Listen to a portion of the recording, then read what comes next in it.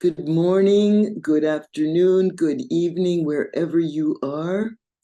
Thank you for joining me today. If I were with you in person, I would ask, who here is a therapist? Who here is a client? Who here is a survivor of sexual abuse, neglect? Who is non-specified? Who is all of the above, like me?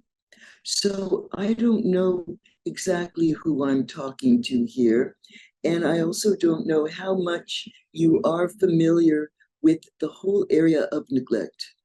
But I have to say, over the last number of years, I've been so gratified and so pleased and so grateful that finally, at last, the world is becoming somewhat trauma informed. We've got mental health, medical health, education, journalism. Even the mainstream has a category for trauma informed. And what I would like to do, I'm on a mission to make the world neglect informed. So, what I'm going to try and do today and is focus on the most salient points about neglect. And this is very cursory, this is introductory. My hope is that you'll get interested enough to start reading and learning and paying attention so that we actually wake up to neglect, because neglect has been so neglected in our world. And so I'm going to focus on what, let's see, advance here. Here's my agenda. All right, we're going to focus on some of the key concepts about neglect. Most importantly, how it gets passed down from generation to generation. So we can become more aware of both what we pass on and what has been passed on to us. And I was thinking about this morning. One thing I find very interesting, maybe you've seen some of the videos that or the pictures that Bessel sometimes shows, where you see an infant that is hours old and it's imitating exactly what it sees. So if the father is looking at this child and he smiles, the infant smiles, and the father sticks out his tongue, the infant does that. And it's this very odd, interesting thing that infants begin to imitate, not only absorb, but imitate, starting that young. So that's one of the ways that we internalize the trauma and neglect of the previous generation.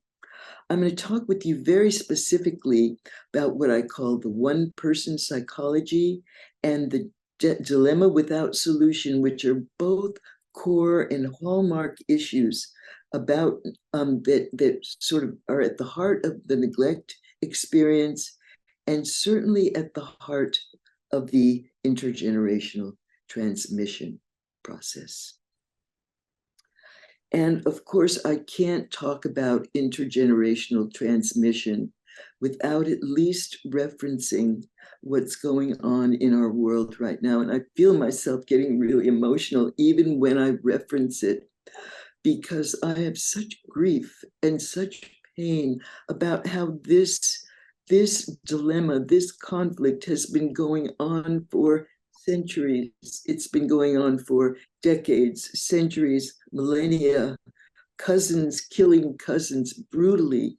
And now, even in relationships, couples are arguing and fighting and getting in conflicts about this.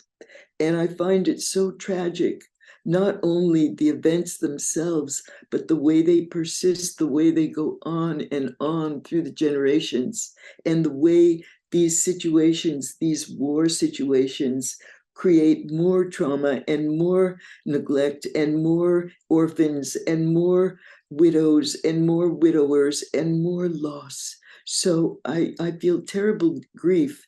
And this is a prime example of intergenerational transmission. I have to name it, even though we're not here to talk about that.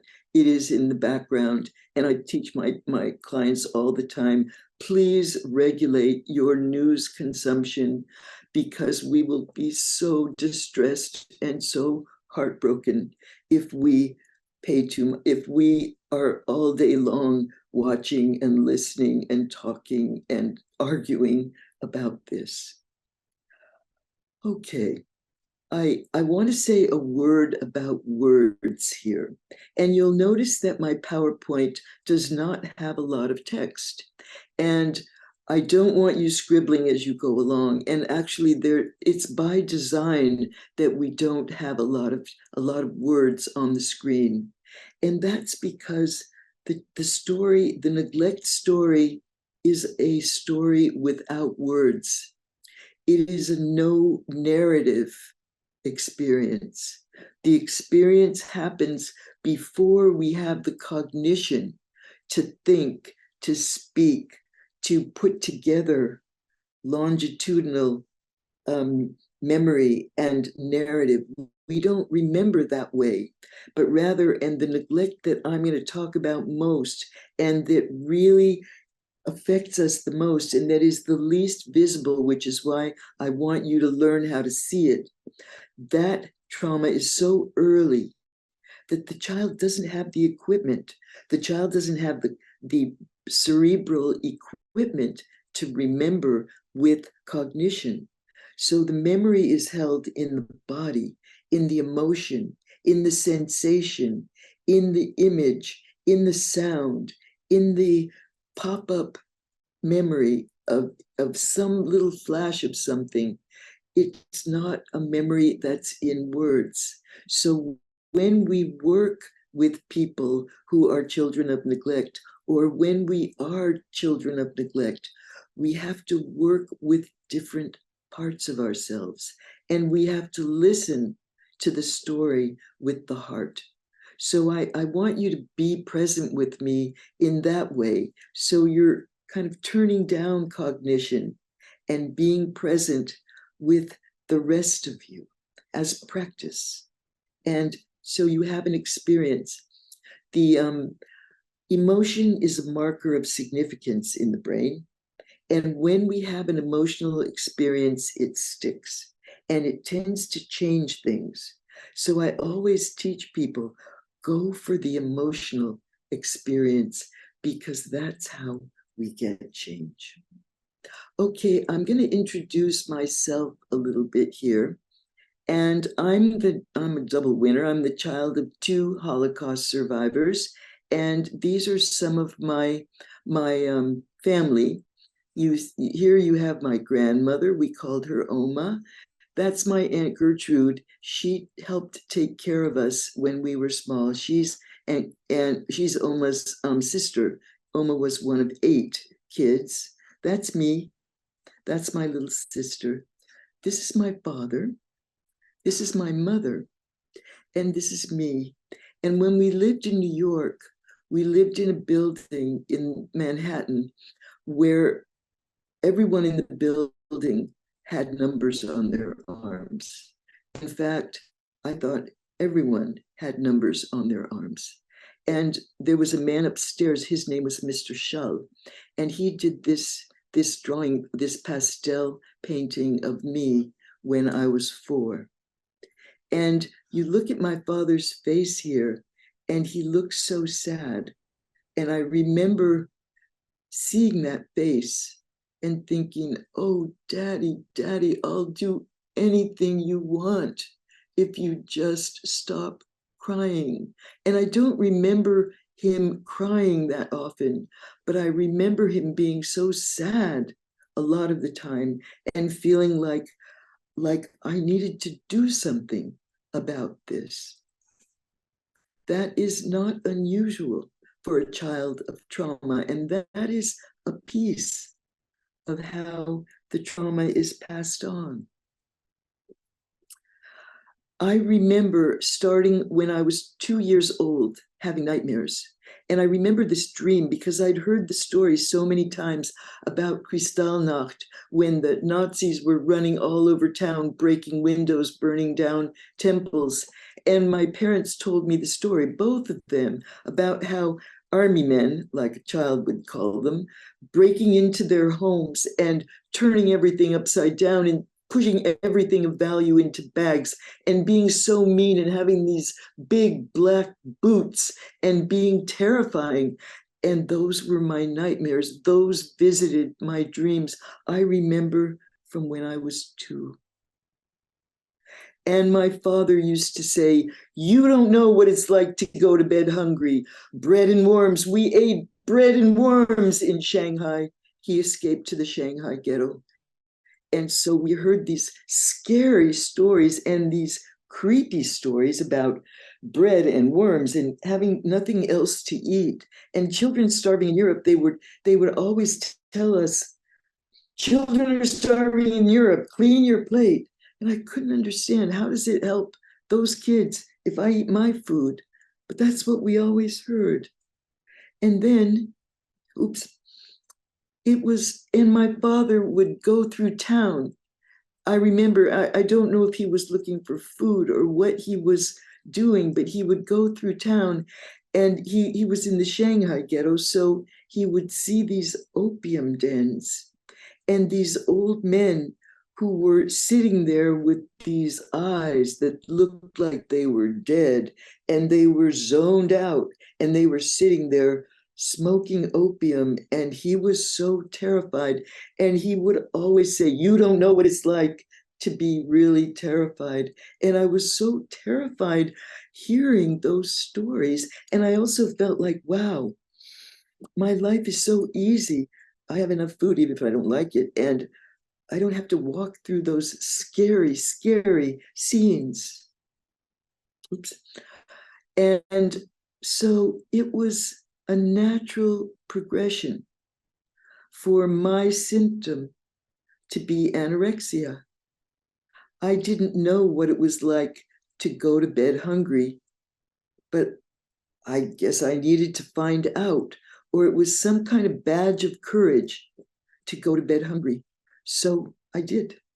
And I didn't know what it was like to wander through these fields of numbed out, terrifying looking, half dead, zombie like men smoking pipes. But I discovered a way to also be zoned out of it, unless, as if that would make me somehow better in his eyes or somehow like him. And I wondered, do I have to die to be good enough? And it's only much later as an adult that I really began to put into words. I think my father felt really badly about not getting burned up in the ovens. Like maybe he wasn't good enough to get burned up in the ovens. Maybe he wasn't good enough to be one of the other 6 million that died. And maybe now his credentials as a survivor weren't good enough because he wasn't killed. And maybe he didn't deserve to keep living.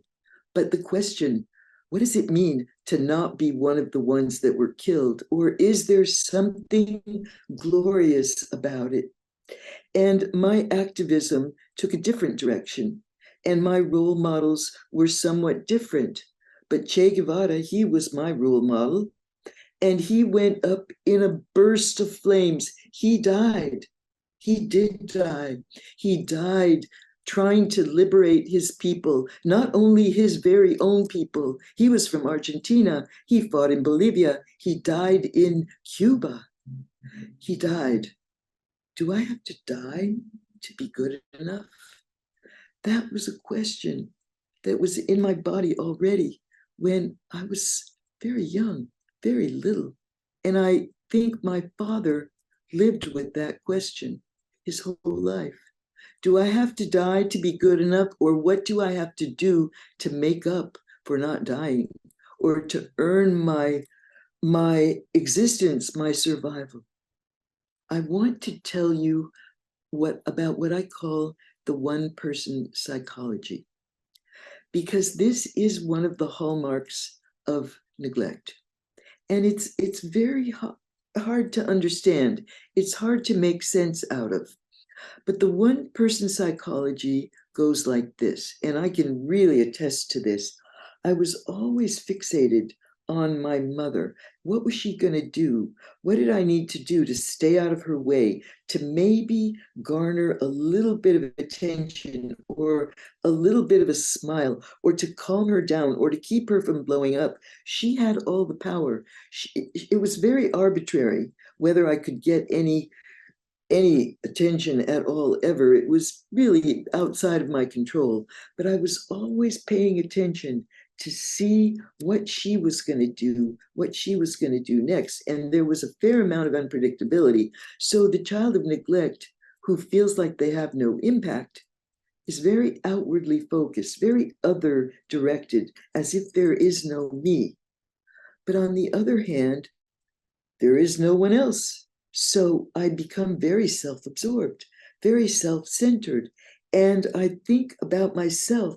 And I hear this often. I know it was my own experience when I first got involved with my husband, where we would be walking together and he would be like 8 feet ahead of me without even realizing that I wasn't with him. And I'd think, what is wrong with this person? He doesn't know how to walk with another person.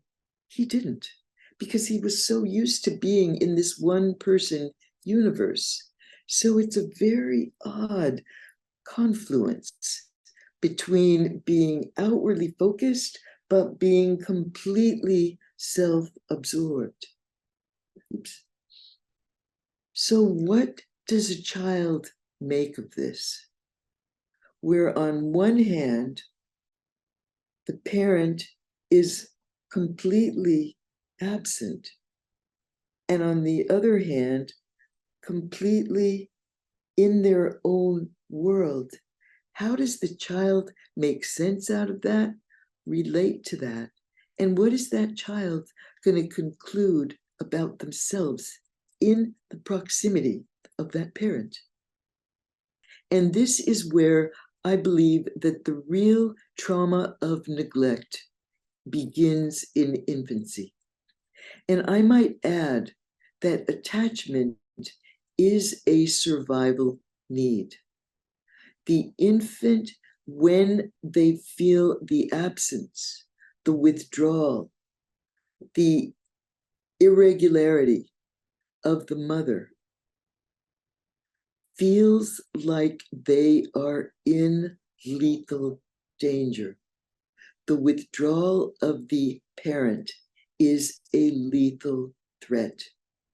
So a child, an infant, where the mother is distracted, the mother is absorbed, self-absorbed, the mother is absent, the mother is sometimes there, sometimes not, the mother is angry, the mother is depressed, the mother is, like you see in the still face videos. The child looks up into that face and the child is terrified. So this is the dilemma. The source of comfort, the source of longing, the person that I most love, the person I most want to be loved by, the person who I most want to see me and cherish me and hold me and know me. That person is the same person that I feel most terrified, most hurt, most abandoned, most rejected, most forgotten, most lost to. So the child is in this dilemma where they're reaching towards backing away, reaching towards withdrawing from, reaching towards constricting from the same person, and they can't resolve it until ultimately either they collapse or they freeze. This is the dilemma. There is no solution. And the later solution to this, I think we missed, that's the one we missed, the child's experience of abandonment, neglect, aloneness, terror, collapse, and freeze then coagulates into a ferocious self-reliance. The way I save my life is by disavowing interpersonal need. I don't need anyone. I will not need anyone. So we get the rugged individualist, we get Paul Bunyan, we get Rosie the Riveter, we get independence, we get self-sufficiency. It's highly regarded, highly valued in US culture, in Western culture. We think it's wonderful to be independent. And inside, there's this disavowal of what is most human, which is that core, natural, biological attachment need. That is a survival need that we then disown. And when the parent is this self-reliant character, they're likely to want to teach their child what is the child to make of their own interpersonal needs in that atmosphere. So up until the 90s, and many of you have seen this before, but I think it is so important, and nobody ever goes through my clutches without seeing this at least once, if not many times. And it's worth seeing over and over again. This picture changed my whole life. Now, before the 90s, before the decade of the brain, many of you weren't born yet, before then, the psychotherapy field and the neuroscience field were like worlds apart. Never the twain should meet. And the mind and the brain, Daniel Amen, one of the first neuroscientists to really get interested in psychotherapy, he said, psychotherapy is the only field where we don't even look at the organ we treat. We don't even look under the hood. Well, Bessel van der Kolk, God love him, he had the guts and the gumption and the interest to study the brain. And he was studying trauma already. He recruited a collection of heroic, I think, trauma survivors, and he had them come into the lab. They gave the researchers their trauma story. The researchers read their trauma story back to them. They went into a full-on trauma state, and they went into the scanner. This is what we saw in those brain scans. Now, this is a mirror image of the brain. So this is the front of the brain, the back of the brain, the left hemisphere, the right hemisphere. The front of the brain is the prefrontal, the executive part of the brain, where we think, where we have logic, reason, autobiographical memory, narrative, how we explain and remember the things that we know.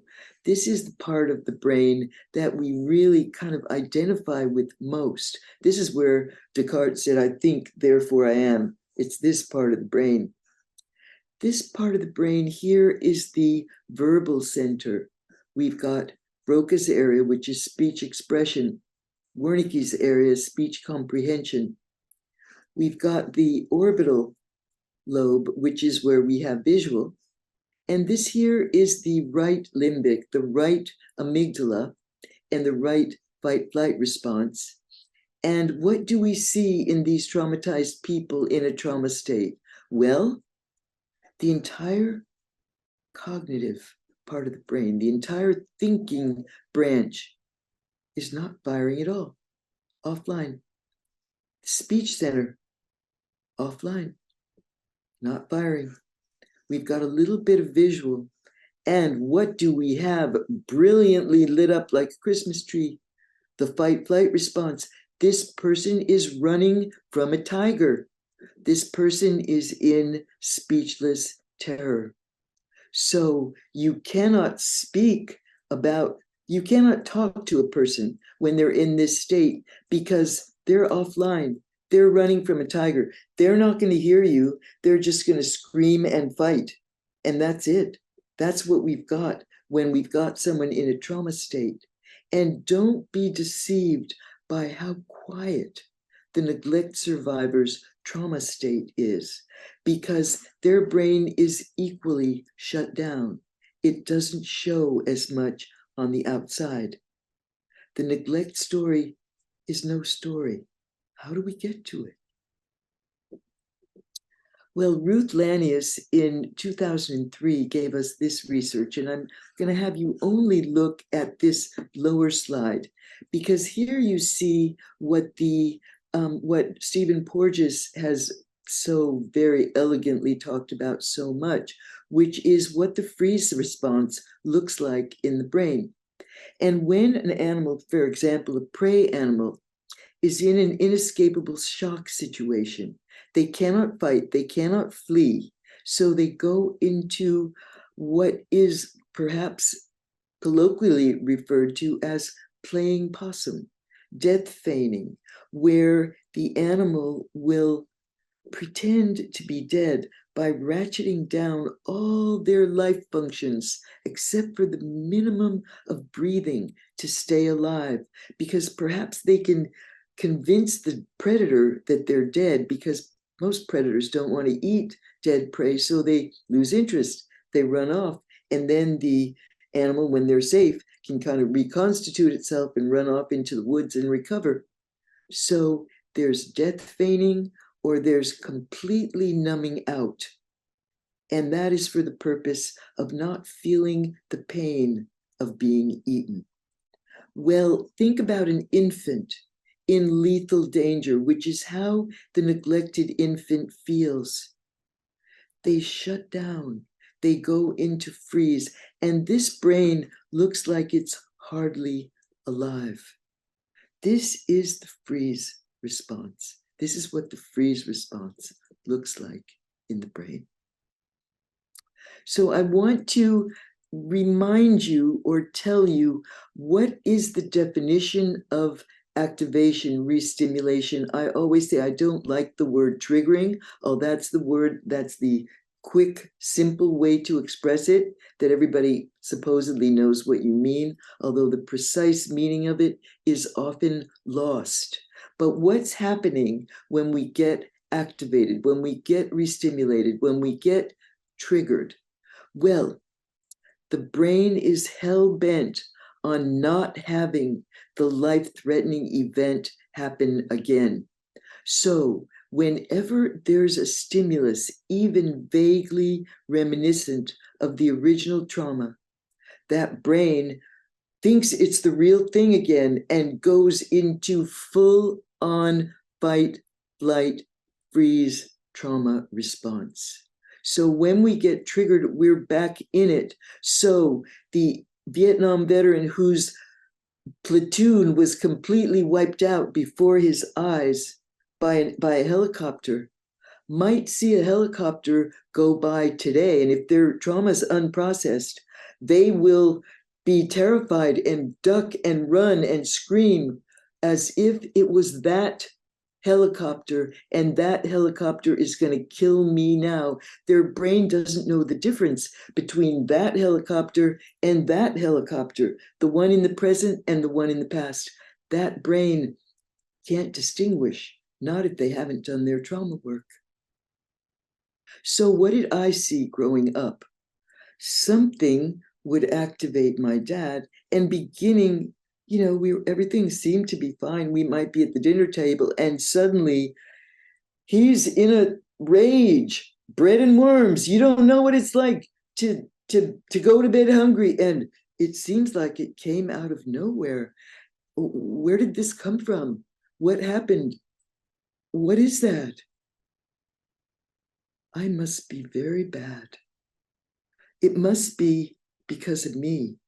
It must be because of the way I eat, or the way I don't eat, or something else about me. Where did this come from? How is the child to make sense out of this? So I might grow up feeling like everything's my fault. I must be very bad, because where else would that come from? Trauma is not remembered, it is relived. The activations are a way that the unprocessed story gets told. So if we hadn't known what my father went through, he would get activated. That's how we found out, either by his enacting it or his, in his trauma state, bellowing about it. And it's so confusing for a child. It's like they don't know that my dad is somewhere else, not with me. They don't know. I didn't do it. Did I do it? They don't know that. I can remember when my dad would say, and I was probably about 2, and my dad, seemingly out of nowhere, he would look up at the ceiling in this wretched New York apartment and he would say, "There's going to be an explosion." And that's a really big word for a 2-year-old. I didn't even know what it meant, but I knew it was bad and it came out of nowhere. I was so scared and I never knew when these things were going to happen. So a child has to be completely prepared or is never prepared for what might be next. I want to say a little bit about this very confusing term, dissociation, because interestingly, dissociation has 2 different meanings and they're both correct and they're used kind of interchangeably. And some of us use them one way and some of us use them another way. Some of us use them both ways and they're kind of split apart, which is also ironic and interesting. Now, one of the meanings of dissociation is the fragmentation of the self, the way the person is fractured. So on one hand, I experienced my father as this brutally angry, violent, scary, mean, dangerous guy. And on the other hand, I experienced him as this heartbroken, sad, devastated, bereft, not understood man, boy. And both were real, and you would sort of flip between them unexpectedly. And they were both there. So he experienced this fragmentation, this split in himself, and we experienced that split in him. That is one of the definitions of dissociation, the splitting of the self. The other is what I experienced more with my mother, and you can see it in her eyes, is what we think of as being spaced out, zoned out. When we think of a person who's dissociated, we think of somebody as gonzo, like there's nobody there. They're like a deer in the headlights, the freeze. And I can remember my mother being so absent, and I knew she couldn't see me. I wasn't there. She wasn't there. And that is the outward expression of the freeze response. That is the other definition of dissociation. Now, a child in the field of either one of these has a profound experience, because if she's not there, where does that leave me? Either I'm alone or I don't exist, or she's a ghost or I'm a ghost, or this whole question of existence becomes so confusing. And I remember feeling like I don't know if I exist, or I'd never imagined that I existed in anybody's mind when I wasn't there, that I would imagine I was immediately forgotten when I was out of sight. But even when I was in sight, did I exist? Or what did I have to do to earn existence, to make up for my existence? There was so much confusion in that was very much rooted in this very strange non-existence of my mother, dissociation. So I want to remind you and say it again. Attachment is a survival need, like oxygen, water, and food. The withdrawal, the absence, even if it's this zoned out kind of absence, of the primary attachment figure is experienced as a lethal threat. that child will be terrified, especially a very young child. They feel like they're going to die, like they're dying. So I want to say a few words about what I call the Bermuda Triangle, because when we think about our parents and we think about what our parents went through, we might feel terrible grief, terrible sympathy, compassion on their behalf, and sadness about their lives. And I know my parents' lives were so tragic, so much loss, so much terror, so much pain. Oh, my phone. Here we go. Sorry. So much fear, so much anguish, so much relocation, so much what I couldn't even imagine. And they did the best they could. So I feel terrible grief, and I feel rage and anger and resentment about all the ways that they failed me and all the loss that I've experienced and all the grief in my own life and all the ways that I missed out on things, that I had to spend all my money and all my time on therapy and trying to climb out of a hole for all those years. I am angry about all that. It's like being robbed. It's like being kidnapped. So much taken from me. So there's anger and grief for myself. And then this terrible guilt about being angry at them, doing the best they could with their terrible trauma being what it was. But they didn't do their trauma work right. So it continues to be this tension. And I call it the Bermuda Triangle because we think of shipwreck when we go into that triangle. The ships that went in there were batted around by weather, and we are batted around by the weather of these emotions: resentment, grief, guilt. It's another unresolvable dilemma. And we have to grapple with all three. Yes, they did do the best they could. Some of them didn't. But yes, many of them did do the best they could. And you know what? It wasn't good enough. And they couldn't help it. But I've been paying my whole life. And so we have to toggle between and struggle between these emotions, just like the other dilemmas that don't have a ready solution. And parents sometimes worry. And that's why I make a big point about this. Because yes, attachment is a survival need.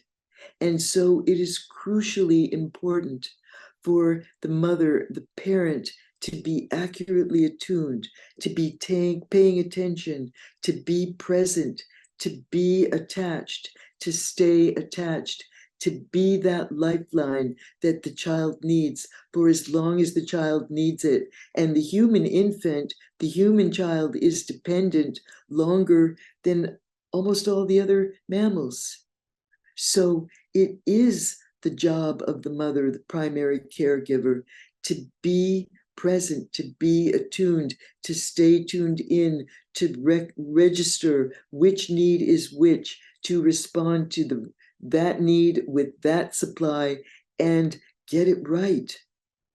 However, the attachment researchers tell us that the best of the best of the accurately attuned mothers get it right 30% of the time.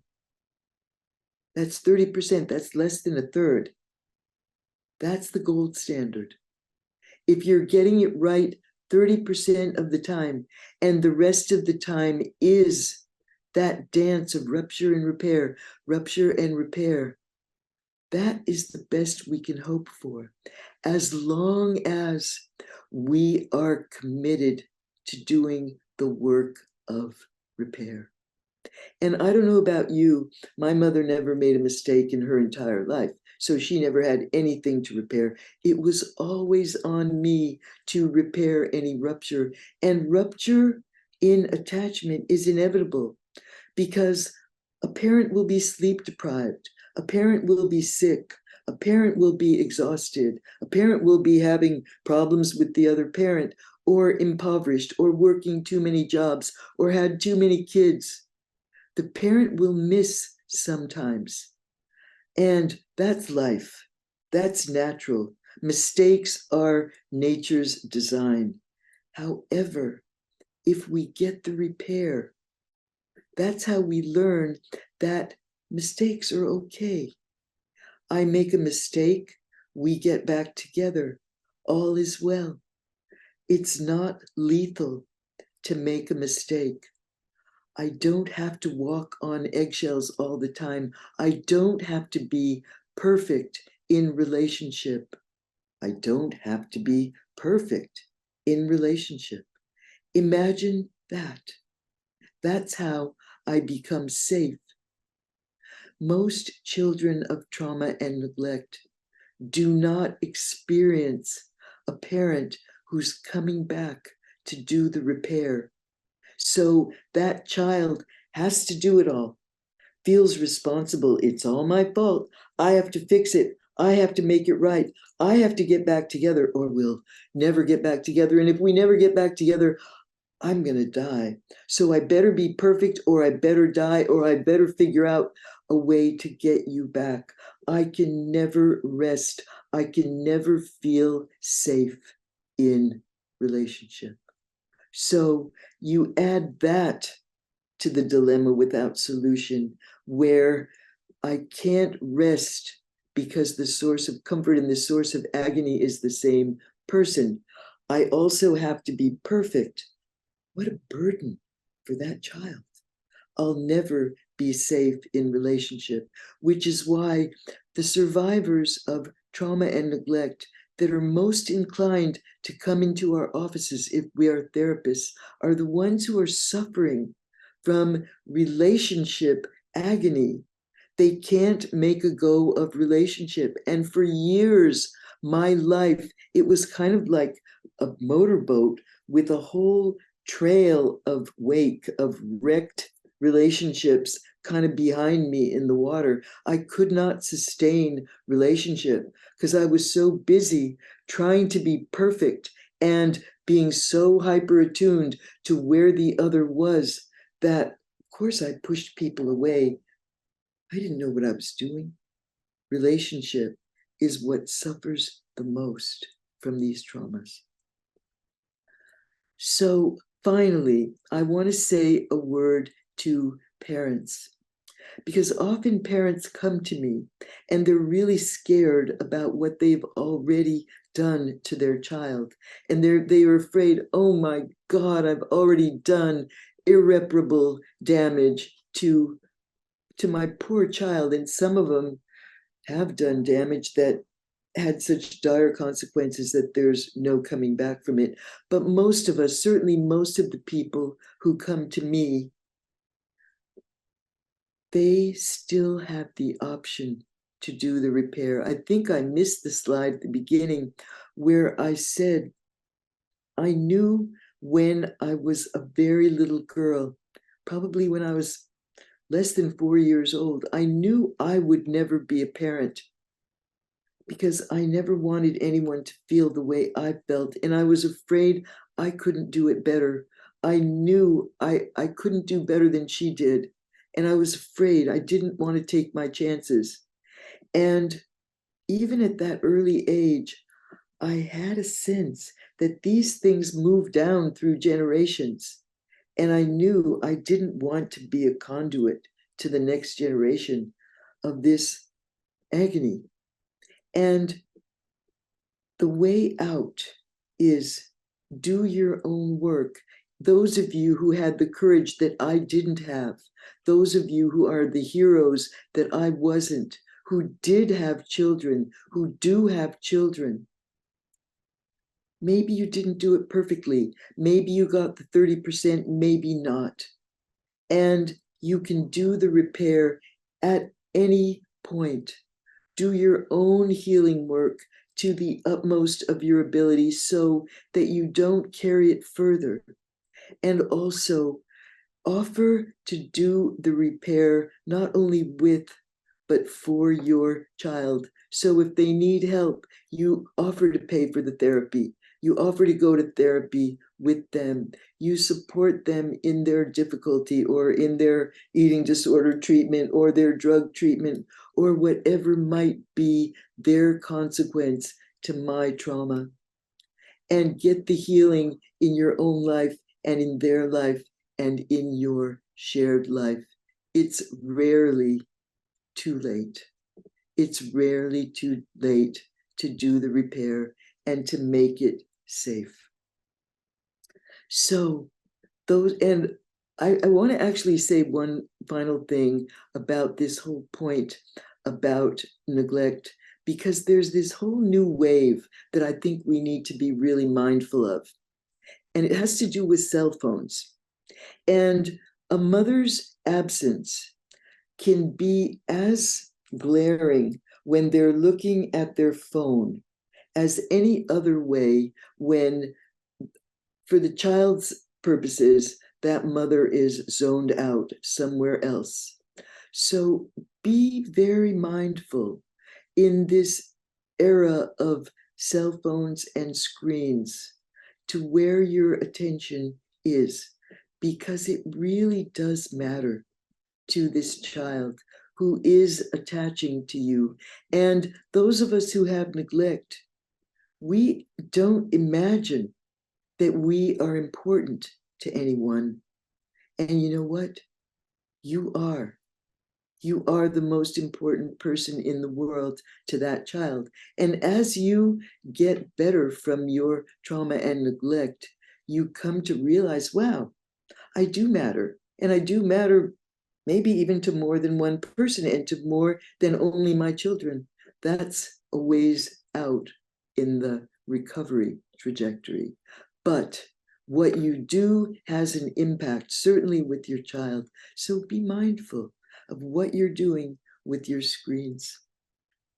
I thank you very much for your attention and also for your forbearance and your compassion about all my sort of tech snafus. And get on our mailing list if you're not already. We have a weekly blog. There's much on the website that's free. I hope you'll look and I hope you'll get on the list. And it looks like we have a few minutes for questions. Alex is going to receive the questions. Thank you so much for joining me today.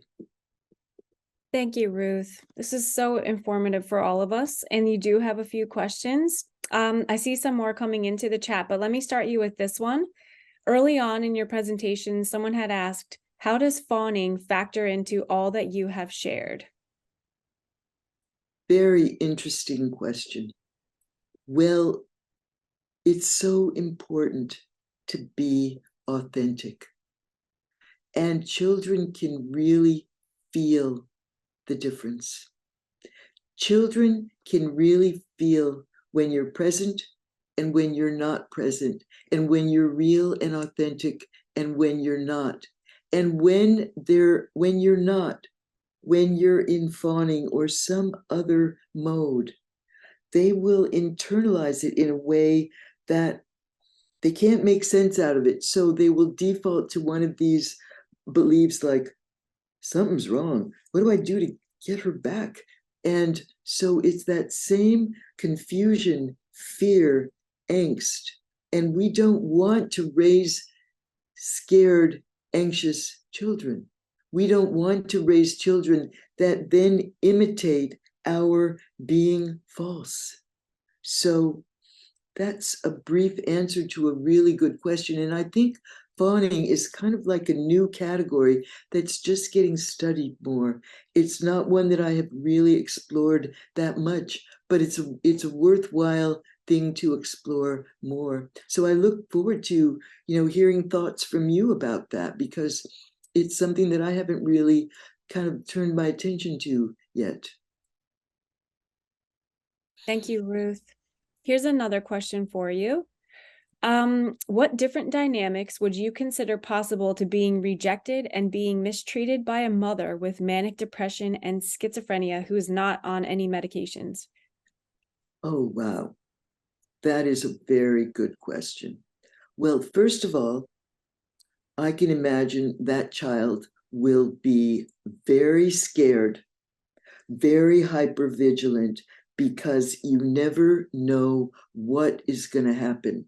And most likely, that person, that mother, that person who's prone to psychotic episodes, I have to say, my dad sort of looked that way some of the time, but you never know when it's going to happen. So there's a way that that child is always poised, always trying to prepare, trying to be ready for the unexpected. So the child may very well become extremely controlling and try and control and nail down anything that they can, because they feel like the environment, the other, the person who has power over me, is so out of control and so unpredictable that I have to kind of make myself as steady as possible. So I'll be anxious, I'll be scared, I'll be hypervigilant, I'll be controlling. Most likely, there's going to be some kind of anxiety disorder, and most likely there will be some need to use some vehicle to calm down. So that child will default, like I did, to substance abuse or eating disorders or compulsive exercise or compulsive sexuality, something to manage the hyperarousal, because the anxiety in their system is so extreme.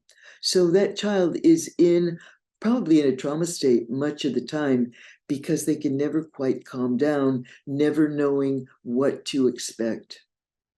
I know that's a complicated answer and it has many facets, but that is a very scary, dangerous situation for a child to be in. So they're always trying to find solid ground to stabilize themselves. I would bet that they'll want to get out of there as much as they can, as soon as they can, unless, as is sometimes the adaptation, often with an oldest child, to become a caretaker and try and manage her. Although somebody who's that pathological and that seemingly unwilling to do anything about it would be pretty hard for a child to manage of any age. Oh. Thank you, Ruth. I know these questions are challenging. They're keeping you on your toes. There are two questions related to the rupture repair cycle. I'll ask one and then the other because I think they kind of relate to each other. Someone asked, what does the rupture repair cycle look like in healthy and secure attachment relationships during the 70% of the time?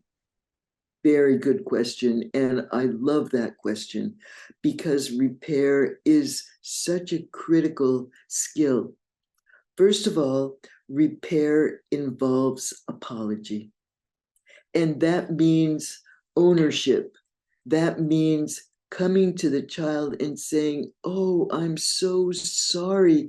I hurt you. I scared you. And even though the child might have done something wrong, like maybe that child did spill something, did break something, did run out in traffic, did do something that, would be really upsetting to a parent, for the mother to say, oh, I'm so sorry. I did not mean to scare you. I did not mean to, push you away. I certainly didn't mean to make you feel like you're bad. So the parent comes to the child. Touch is very important. Comforting touch, much more important than the actual words and the voice, although the words and the voice are very important. So ownership, prompt coming to the child so they're not flailing out there by themselves too long. Touch, ownership, and being there quickly, and also normalizing what the child did, and not explaining one's behavior. Because if you say I'm sorry and then you say why you did it, you lose the impact of being sorry. So I would say being prompt, owning your part, going to the child quickly. And I will add one thing about rupture and repair. And Peter Levine is such a genius, and I did a lot of training with him in the 90s. And when I did practicum with Peter in his trainings, he always assigned us to make 4 mistakes on purpose in every practicum, so that we would begin to understand that mistakes are part of life and they're natural, they're nature's design. And there's actually a kind of ceramics in Japan where when the pot breaks, they mend the crack with gold. So the broken piece becomes beautiful. It's not a flaw anymore, but rather it's a decoration. And it might be memorializing something painful, but it becomes a relic that's beautiful. So the repair experience is actually more valuable than not having made the mistake and repaired it, because the child learns how to repair, and the child also learns repair is possible. And because repair is possible, I'm safe. So that was a long-winded answer and a very important question. And that is well worth practicing in all our relationships. So I leave you with that. And I thank you all for your attention today. Thank you for joining us and for having me. And I hope to see you in person sometime and to know you. But meanwhile, thank you for becoming neglect informed and helping me neglect inform this sorry world. Okay, bye for now.